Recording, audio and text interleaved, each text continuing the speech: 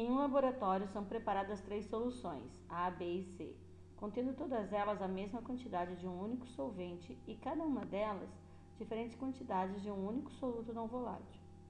Considerando que as quantidades de soluto totalmente dissolvidas no solvente em A, B e C sejam crescentes, a partir do gráfico abaixo, que mostra a variação da pressão de vapor para cada uma das soluções em função de uma temperatura, é correto afirmar que a uma dada temperatura. Então vejam bem, o segredo desse exercício está nessa dada temperatura, né?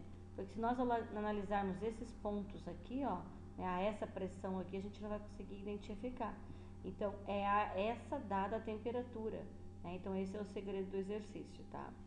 Então, veja bem, a maior quantidade de soluto foi adicionada em C, porque se nós verificarmos aqui, ó, que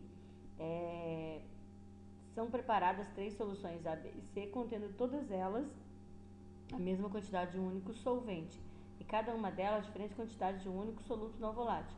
Considerando que as quantidades de soluto totalmente dissolvidas no solvente em A, B e C sejam crescentes, né? Então, a quantidade de soluto ela é crescente em A, B e C. Então, em C, né, nós teremos a maior quantidade de soluto, tá? Em razão da interpretação dessa pergunta.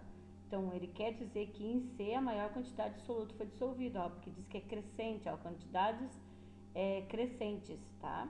Então, a maior quantidade de soluto foi adicionada à solução C. Então, a menor quantidade foi em A, porque é crescente, de A para C.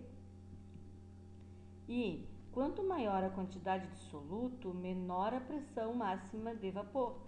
Então, é claro que C vai demonstrar para a gente a menor pressão máxima de vapor.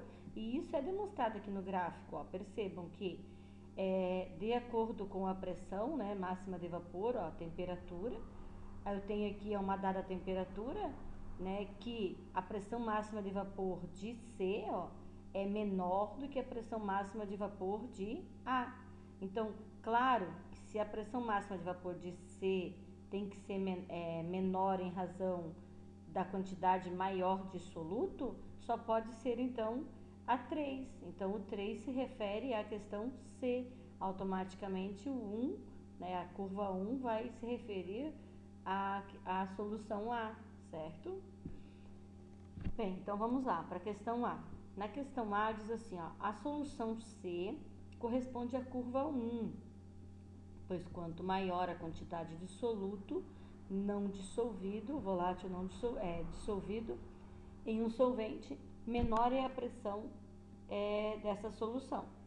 Olha lá, a solução C corresponde à curva 3, como a gente já viu aqui na explicação anterior, pois ela representa a menor pressão máxima de vapor, sendo menos volátil, tá? Então, essa curva 3, ela é representada ela é da solução C, né? Porque ela demonstra pra gente aqui, ó, a menor pressão máxima de vapor, né? Então, se ela demonstra uma menor pressão máxima de vapor, isso nos indica que foi aqui recebeu a maior quantidade de soluto, certo? Então, quem recebe maior quantidade de soluto tem menor pressão máxima de vapor, certo? Maior quantidade de soluto, menor pressão máxima de vapor. Por isso que a gente determina aqui que a curva 3 seria o C, certo? A solução, vamos para B. A solução A corresponde à curva 3, pois quanto menor a quantidade de soluto não volátil dissolvido em um solvente, maior é a pressão máxima de vapor dessa solução. Bem, olha lá. Realmente, quanto menor a quantidade de soluto, maior a pressão máxima de vapor. Isso realmente está certo. No entanto, o gráfico mostra que a curva 3, essa curva 3 aqui, demonstra ter maior quantidade de soluto, pois se ela tem menor pressão máxima de vapor, é porque ela tem maior quantidade de soluto, pois demonstra a menor pressão máxima de vapor. Sendo assim, a curva 3 refere-se à substância C, que é aquela que ganhou mais soluto, certo? Então, essa questão também não está correta. Agora, vamos para a C. As soluções A, B e C correspondem respectivamente às curvas 3, 2, 1, pois quanto maior a quantidade de soluto não volátil dissolvido em um solvente, maior a pressão máxima de vapor, né? Está tudo errado nessa questão, né?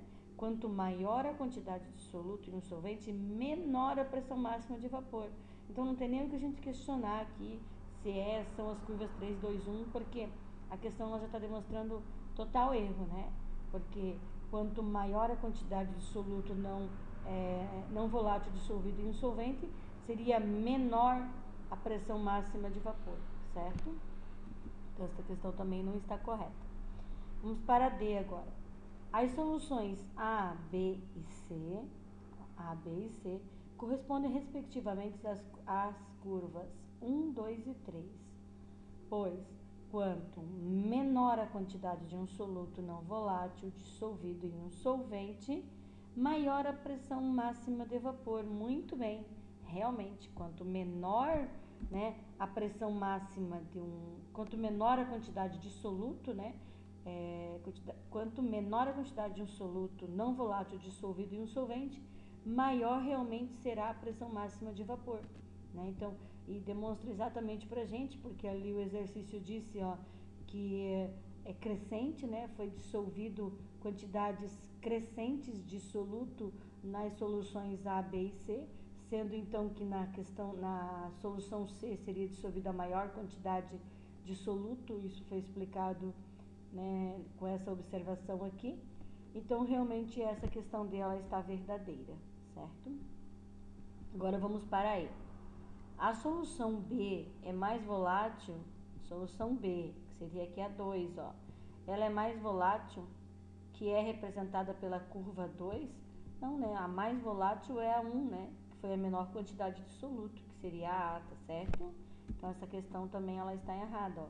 A solução que representa mais volatilidade é a curva 1, pois representa a solução que foi adicionada a menor quantidade de soluto, tá ok?